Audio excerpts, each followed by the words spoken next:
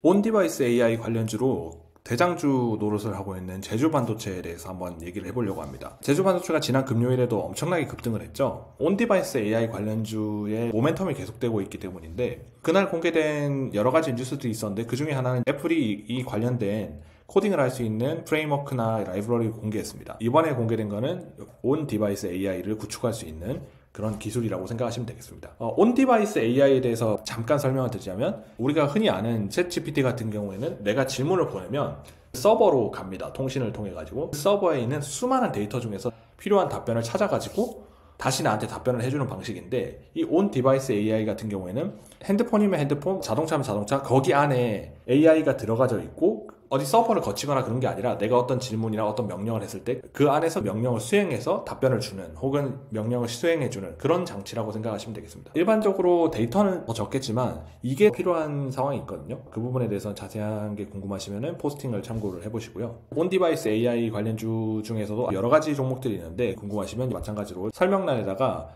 포스팅 주소를 남겨놓을 테니까 참고해 보시기 바랍니다. 제가 이 영상에서 하고 싶은 말은 제주 반도체의 주가의 향후 흐름을 얘기하고 싶은 거거든요. 이걸 딱딱딱 이렇게 짚어줄 정도의 실력은 없지만 대장주로 움직이면서 굉장히 큰 폭으로 상승을 해왔습니다. 차트를 보시면 아시겠지만 상한가를 치거나 그러지는 않았거든요. 그런데 지난 금요일날 굉장히 큰 장대 양봉이 나왔단 말이에요. 이렇게 차츰차츰 오르던 종목들이 장대 양봉이 나오는 거는 고점에 가까워졌다는 얘기거든요. 왜냐하면은 이 밑에서 물량을 사모은 사람들이 있을 거예요. 어떤 세력이든 뭔가가 있을 거예요. 이제는 가격이 높아졌기 때문에 그 밑에서 사모을 때보다 훨씬 금액이 커져 있을 겁니다. 그거를 개인들한테 팔아야 이 사람들도 수익을 실현해가지고 나올 거 아니에요. 근데 그냥 던지면 어떻게 될까요? 바로 무너져 버리거든요. 받아줄 사람이 없으니까 어떻게 해야 되냐면 장대 양봉을 만들어가지고 사람들을 끌어모아야 됩니다. 엄청나게 급등을 시키면 화제가 되고 더 제주반도체로 매수세가 막 들어오니까 그 매수세에다가 매도를 계속 치는 거죠. 그런 식으로 물량을 정리하고 나가는 겁니다. 물론 장대 양봉이 하나만 나온다는 거는 보장은 없습니다.